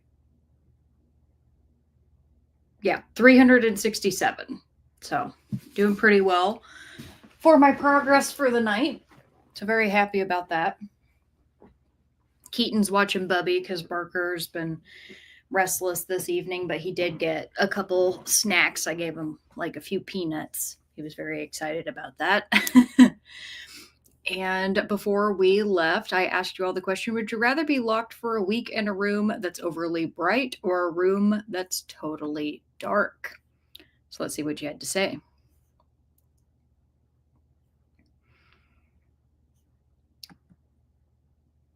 Let's see. Robert says, yes, Carrie's first wife working 2 jobs up until 8 months pregnant so he could play clubs at $25 a night. He wanted the studio to put a date on his check after his divorce. That's so messed up. And Faye said, I'd rather not be locked in a room for a week, to be honest. Yeah, fair. Robert says, the movie Mask. Swank says, a bright room, because sitting in a dark room would make me dwell too much in my dark brain. That is very fair. Faye says, I'll go for totally dark and just sneak in a flashlight. Alex says, question, I think a room that's totally dark is best because then I can just survive off the light from my phone or laptop. I also need darkness to be able to sleep, so a bright room might be torture. See, that's the biggest thing for me as well, is I think, okay, it technically is easier to drive people crazy, I would assume, in a dark room, because if you think of like prison torture that they do to people, they throw them in, solitary confinement and they keep them in the dark, and that can drive people mad. So that seems to me like being in the dark would be the worst of the choices. But I know for me, after I get really tired, light bothers me significantly, and I never sleep as well if there's light on. Like even if I like fell asleep on the couch and I left a lamp on, it's never as restful of sleep as if I'm completely in the dark. So I feel like I would almost need to pick completely in the dark, just so I would just spend most of that time sleeping, I guess. I don't know. And Nicole says, totally dark, please. Okay. Skeleton says, I'm with Faye. I am not claustrophobic, but the idea of being trapped at all, even in a huge space, freaks me out. Yeah, that's fair. I guess in this hypothetical, you would be signing out voluntarily to do it for some reason. So if you would never put yourself in that scenario, then I guess just try not to think about it. And Tessadine says, I don't think I could handle a totally dark room for a week. I have lights on here even when it's daytime outside. Okay, so you would go for an overly bright room. And Heidi says, I think always bright or always dark are used for torture purposes. Yes. I mean, it would be awful either way. It's which one you think would be worse, I guess. And Caitlin says, I think I would do the dark room, just play some of my music, and I think I'd be fine. I guess for me, the only way I'd be able to pick a totally light room is if I could create some sort of like tent over me with blankets, like create a fort or something, and I could make it to where I block out a lot of the light so then I would be able to sleep. Because in that case, it might be okay, unless we're talking overly bright to the point where you're like squinting, it's so bright, and then I absolutely 100% would pick dark room. And Angela says, Google the case of Ruby Frank, a family blogger arrested and charged with 6 counts of child abuse, portraying her kids living a wonderful life, but in reality, they were being tortured. Yeah, I am familiar with Ruby Frank and the fact that she recently, I don't know if they have officially sent her to prison on charges yet, but I know her daughter actually spoke out against her.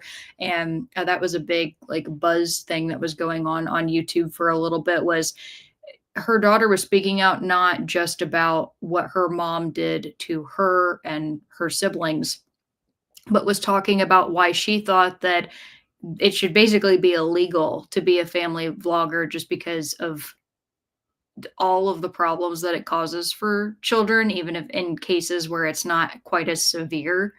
And it was just a really compelling argument that she made. And if you all haven't seen her talking to the court, you totally should look that up. Angela said, I'd prefer Total Darkness. Okay. Zach says, so I looked into Jim Carrey and dating anti-vaxxer Jenny McCarthy, his views questionable, and an ex-girlfriend who chose to no longer be with us. He may have provided substances that contributed.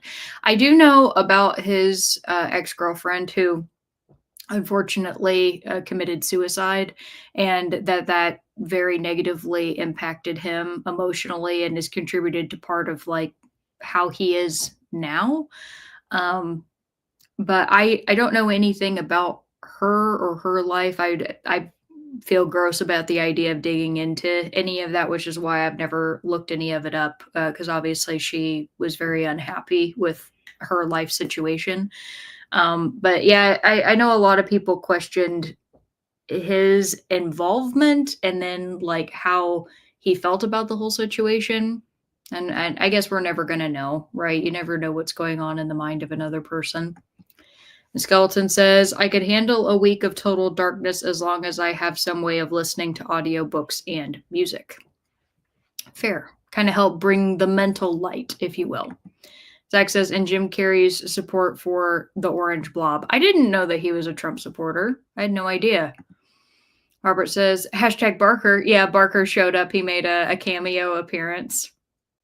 He snuggled with me for approximately 20 seconds and then decided to leave until I had snacks again. And then, then he came back and then he left again when the snacks were gone. And Swing says, finish my book now, starting Home Sweet Home. All right.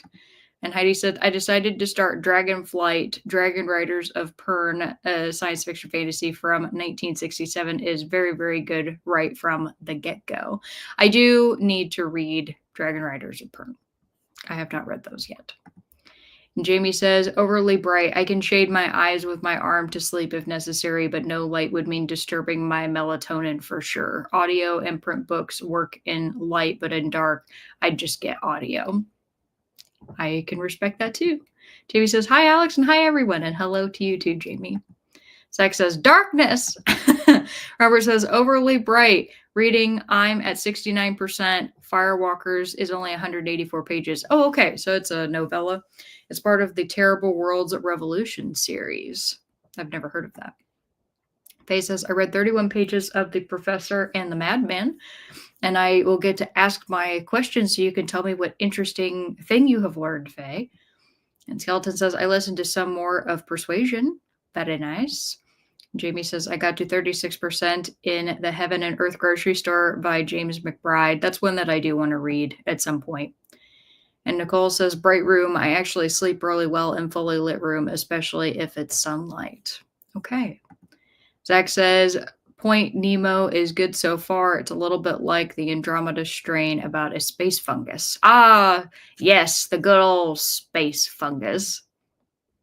Angela says, I'm at part 242, or page, 242 of Winter People. Good job. Made great progress. Tessa Dean says, I sleep with a light on. Okay, there you go. And Alex says, Heidi, I hope you enjoy it. It's a classic, but I DNF Dragon Riders. Oh, no. I hope that Heidi enjoys it as well. And Nicole says, okay, blinding light is not a fair comparison. And Nicole says, I could see that argument. Kids can't legally give consent to be vlogged. Yeah, exactly.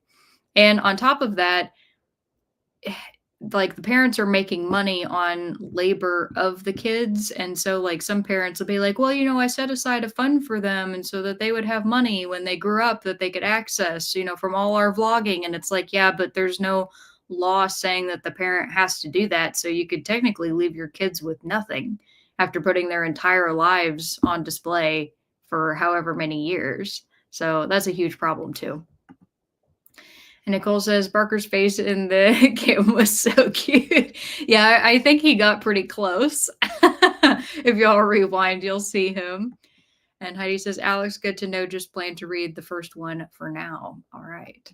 Zach says, I'm like Bane from Dark Knight Rises. Oh, you think darkness is your ally? You merely adopted the dark. I was born in it, molded by it. Not a very good movie, in my opinion. Bane's fun, though. And Caitlin says, I'm at 50% of my book, enjoying the book, but not my favorite MMC from the author. Well, at least you're enjoying the book, even if it's not your favorite. I'm glad that you're enjoying it. And I see that we're at the 3 hour, 45-minute mark. So I'm going to do 2 more sprints. So I'm going to do one 45-minute sprint and one 30-minute sprint. I think we're going to go a little bit over tonight just because we've had some longer, chattier did I say bitch? Sorry, bits. That's what I was trying to say. Some chattier bits. And so I'm good with us going a little bit over time if you all are. So I'll do one 45-minute sprint and one 30-minute sprint, and you all can tell me which one you would like first. So just type in the chat either 45-30 or 30-45, and that'll tell me what to put up first. And then I also will give you all your question that I have started every week, which is, what is something you've learned over the last week that was interesting? And you don't have to worry about being interesting to anybody else but you. It's just that you find it interesting.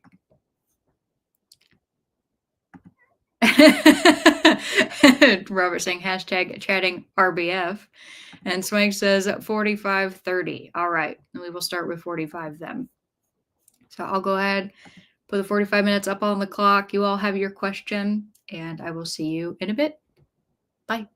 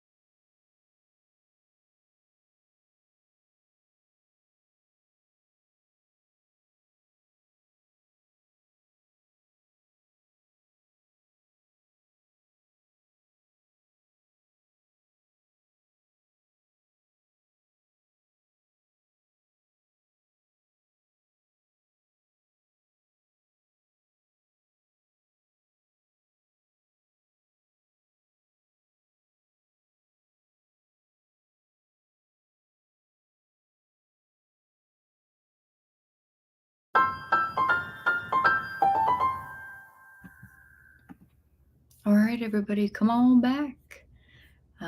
I made it to page 390 in The Terror, so I just have 10 more pages to reach my goal for the night of how much I wanted to get through today. So that's great.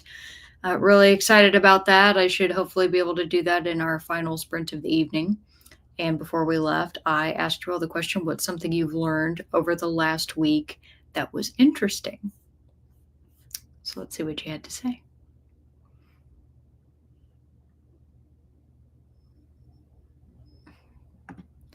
Tessa Dean says, I found revenge stories on YouTube and am busily consuming them. I find them fascinating. I'm not sure if they are true stories, though. Okay, revenge stories.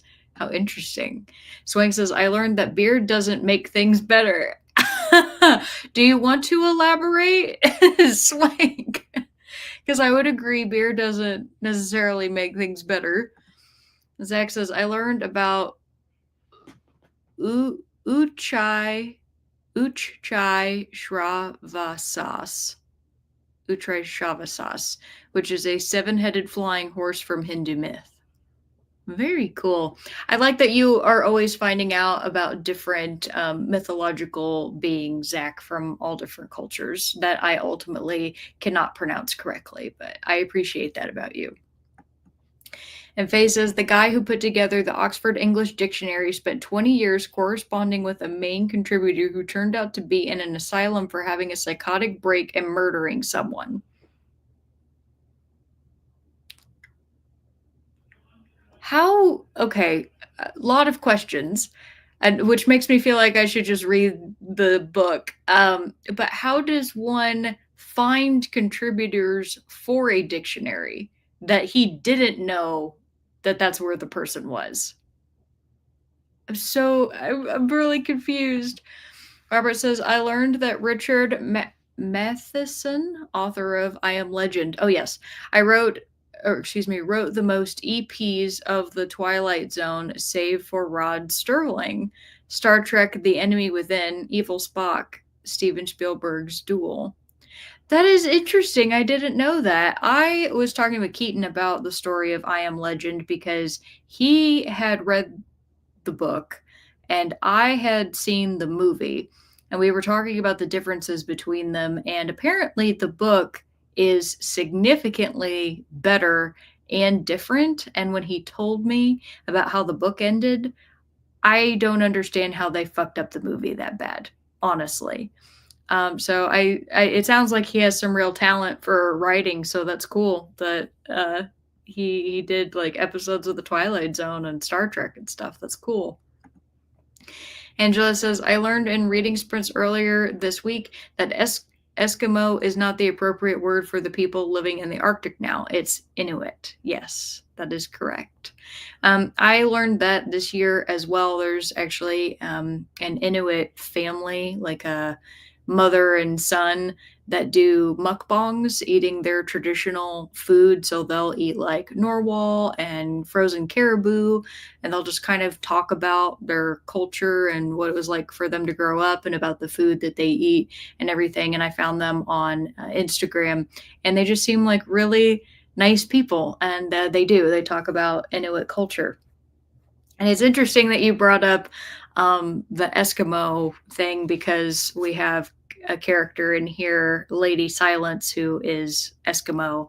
And of course, I know now that she is of Inuit descent. So it's really cool that we're learning more and putting more emphasis on understanding different indigenous cultures, because throughout all of the history of the country, we've just silenced and destroyed a lot of it. And I think it's great that people in these cultures are trying to preserve their heritage and are also trying to like teach people about it. And I also think that's why it's so important that we read from indigenous authors. So it's really cool, like Stephen Graham Jones. Yeah. And Caitlin said, I learned that what a Japanese handstand is, it's where your arms are further apart than a regular handstand. I have never heard of that, but good to know. Thank you. And Skeleton says, I learned that my library has a monthly sewing night and they even provide machines. That's so cool. I love that for you. And I love that for your library. That's wonderful. Teresa says, I learned that Nicole has a great Southern accent. Ask her to read to you sometime, Alex. I'll have to go and check out her, like whatever episode she does that on her channel, because that sounds like fun. Did she do that in a live show? Was that from the live show today? Because I already am going to go back and watch the ending of it so that I can hear her rant about the women. And Robert says, laptop continues to shut down. This seems to be a thing. Have a great night, everyone. I'm sorry, Robert. You were having struggles with that last week, I think. So I hope that that gets fixed for you. Might need a new laptop, which I always hate having to get a new computer. Hope you have a good weekend, though.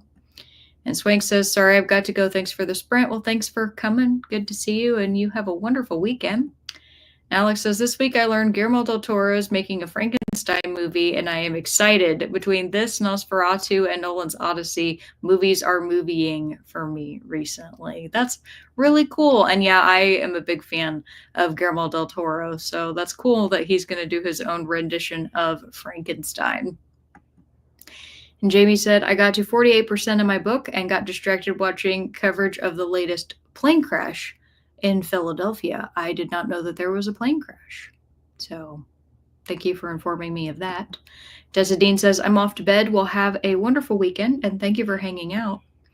Nicole says, I muted you. Thought that sprint was long. No worries. It's okay. I wish I could mute me sometimes too.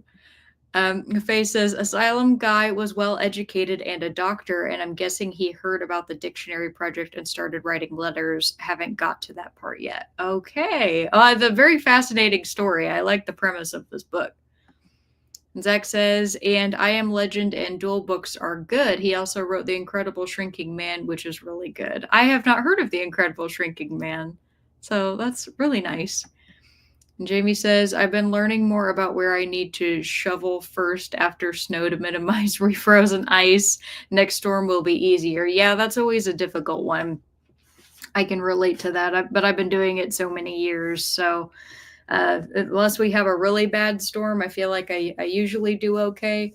Our amount of snow and ice we got this year, though, was pretty bad. The most frustrating part was, and we had actually talked about this on a previous live, but we were talking about shoveling, and there were people in my neighborhood that didn't. And so on some of the nicer days that have been here, finally been able to take Barker out for a walk and nearly fall on your butt because like all of the ice that was on people's sidewalks is packed down to be solid now. And so like he and I were both like skittering, like walking as slowly as possible to get over like these certain areas to get back to sidewalk that people had actually shoveled. So that was lovely.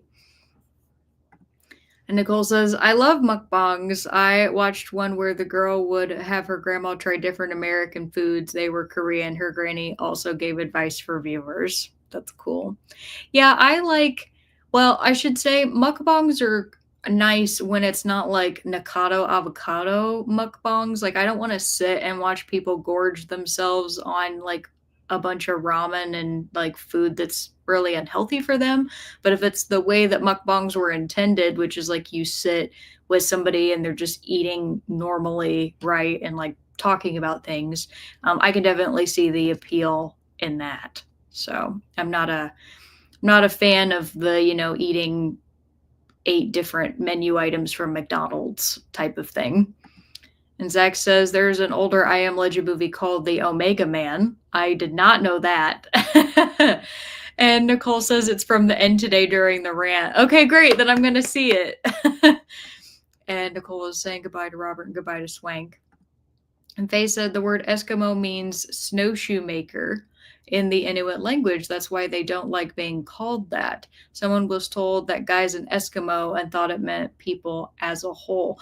That sounds so reminiscent of where the word kangaroo came from. At least this is what I've been told. I don't know necessarily how true this is, but the Aboriginals in Australia were asked like what the kangaroos were, and the answer they received was kangaroo, which supposedly meant I don't know or I have no idea, and people thought that's what they were called, so that's what kangaroos are called now. If that's not actually true, feel free to tell me that. But I've heard that now for years, and it seems like something that would happen. And Skeleton said Matheson also wrote A Stir of Echoes. Very, very nice. So my interesting thing that I'm sure all of you are probably well acquainted with, but I was not, was I learned about Faust and, Faustian stories. So I've never read Faust. I don't watch movies that are based around Faust. I've heard that name before, but it didn't really mean anything to me. Like I didn't know what that kind of story was. And so, actually, in reading the illustrated Eric, it's a satire of a Faustian story where Eric is trying to make a deal with a demon for his three wishes. He wants three different wishes, and he wants to be able to be the ruler of the world, have the most beautiful woman fall in love with him, and live forever. So you can imagine, kind of where the story goes, because the demon that he summons was not actually a demon. It's a failed wizard named Rincewind. And Rincewind has his own series of books in Discworld. So I really liked the story. It was a lot of fun, and that's how I learned about the idea of like, oh, Faust. So you make a deal with the demon, and then everything goes wrong from there. So I'm more educated now on that type of like literary idea, literary trope. And Jamie says, our alley is paved with asphalt, so I've been shoveling it because otherwise it's so shady in some parts that it takes weeks to melt off without shoveling. Yeah, and then that's really dangerous for sure. Nicole said, oh, yes, they ate normal American dinners and talked, and her granny would give viewers advice. Yeah, see, that sounds nice. That sounds like a really nice time. And Nicole says, it's similar to how the Iroquois was a derogatory name and that they preferred to be called Haudenosaunee? Swanee? Haudenosaunee? I have actually not heard that name before, so you've taught me something new, Nicole. And Teresa says, sorry, I was out for my nightly walk. You never have to apologize for that. Yes, watch Nicole's live today. Love you, Nicole. And Faye says, I think the kangaroo means I don't understand thing was debunked. Okay, thank you for telling me that. The animal name was a similar word in the Aboriginal language. Okay, well, good. I'm glad to know what the truth is of that. That's why I wanted to make sure I prefaced it with, I don't know whether that's true. It's just a thing I've heard. And Zach says, robot comes from the Czech word for slave. It's from a 1920 Czech book called The Universal Robot. I have heard that as well. And then I've also heard people say that isn't true. So I don't know. But yeah, that's definitely one that I've heard before, Zach.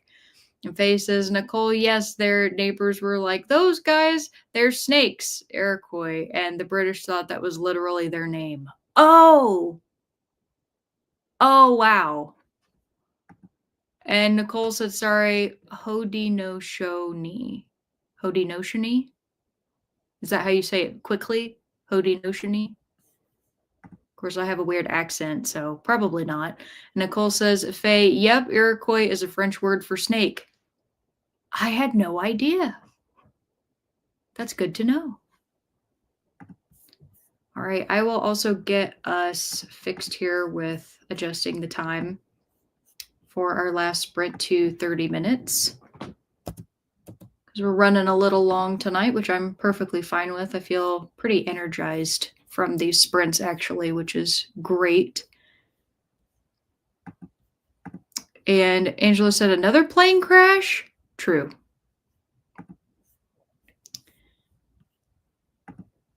And that means that I'm going to give you all your final question of the evening, which is, what is one thing you've accomplished over the last week that you're proud of? It could be anything big or small. It could be something that you did 5 minutes ago or something that happened after sprints last week, right after. It doesn't matter either way. I just want to hear something that you're proud of. And Skeleton said medical transport, apparently. Oh my God. And Nicole said, I grew up near their land and only learned this as an adult too. Oh, wow. Zach says, I am looking into it. The Czech word robota means forced labor, so pretty much the same thing. Okay. Then that one's confirmed at least. So thank you for confirming that one. And I will go ahead and get 30 minutes up on the clock. And I'm going to wish you all happy reading for our final sprint of the night, and I will see you in a bit. Bye.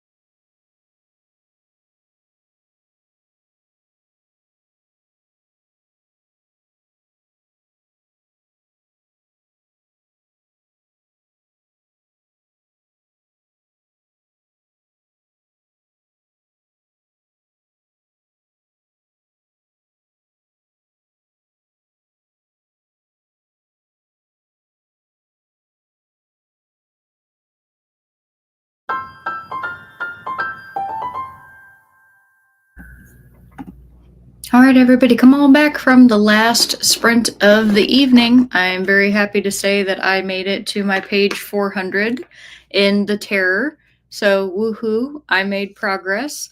And then with the last, I think I only had like 8 minutes left in the sprint or something. I was putting on Nicole's reading sprint and listening to her rant on the women at the end. I'm still listening to it, Nicole. Very excellent rant. I am enjoying it a lot. You're doing a wonderful job. And just got to the part where you were talking about like the accents, like the Scarlett O'Hara written strange accent that doesn't mesh at all with the locale that this lady lives. And I think that was a really great point. So I'm enjoying it so far. And you're also making me realize that I do not want to read that book. It was not on my TBR anyway, but it does not sound like a book that I would like. So, before we left, I asked you all the question, what is one thing you've accomplished over the last week that you're proud of? So, let's see what you all had to say. And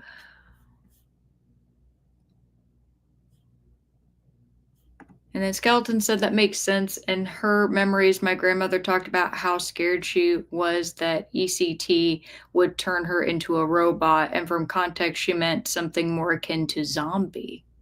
Oh, okay. And Faye said, just it goes to show how important it is to learn a language and also its cultural context before making assumptions. Yeah, absolutely. 100%. Alex says, I found out yesterday I passed the Japanese language proficiency exam. Congratulations to you. It wasn't the highest level, but I needed this win because I've been feeling very unmotivated and unsure about my actual language skills. Well, fantastic job. And I hope that you feel very proud of your accomplishment and gave yourself a delicious food treat, which is what I do every time I accomplish something that I have been wanting to do. And Angela says, pediatric med evac. How sad. Oh my God, that was the plane crash? Oh no. Nicole said, heading out for a snack. Thanks for sprints. Oh no! Night all. I don't think she heard me talk about. I'll have to leave her a comment. I'll leave her a comment on her sprint about how great her rant is. Angela said, thanks for the sprints tonight. Alex, have a great weekend ahead. Oh, great week ahead. Thank you. Oh, I cleaned out my clothes closet this week. Great job. That's fantastic. You did some early, like pre-spring cleaning. That's something that Keaton and I are going to be doing soon as well. I need to make some room in my closet too. So I hope you have a wonderful week ahead too. Zach says, look at Coda's community tab. He said the weird spelling on purpose, it keeps disappearing my comments. Oh, huh. Seems to really want to hide it. How weird. Faye says, I'm proud that I managed to find the exact editions of some of my favorite books that I lost in the Great Mold debacle of 24.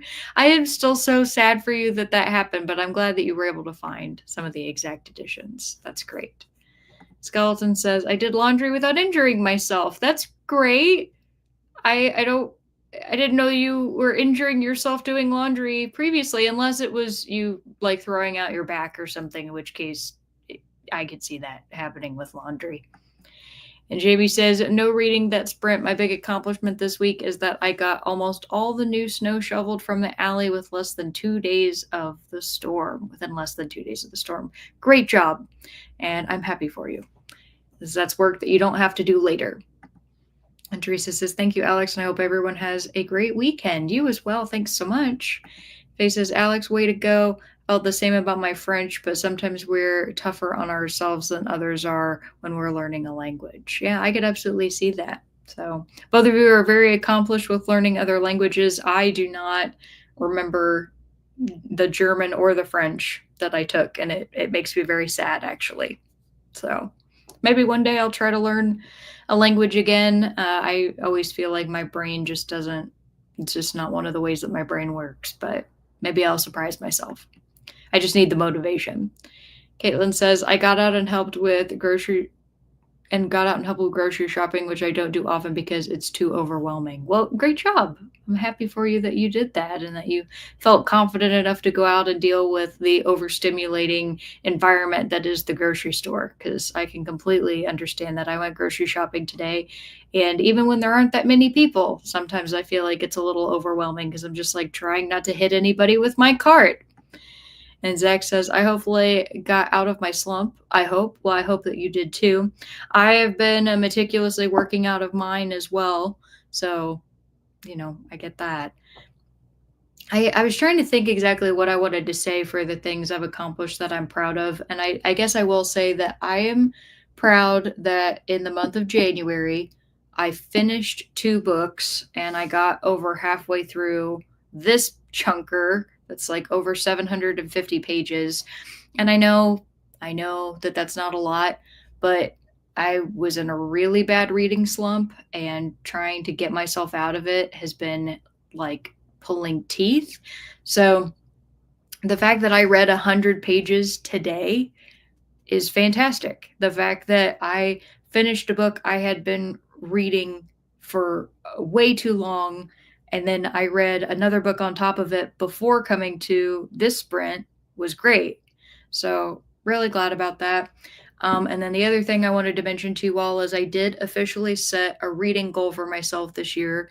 But after our discussions in the previous sprint about, what I should do, I decided to take the advice of setting a lower goal for myself of something that would be easier to accomplish so that I could still feel like I am working towards a goal, but I'm not going to be overwhelmed by it. And I know that it's something that I could surpass and just feel good about that. So I set just a low 20 book goal for myself for the year. I know I'll read more than that, but then I set a 12,000 page goal for myself as well. So reading, 1,000 pages a month. I feel like I can do that. So that's my update for you all on my reading.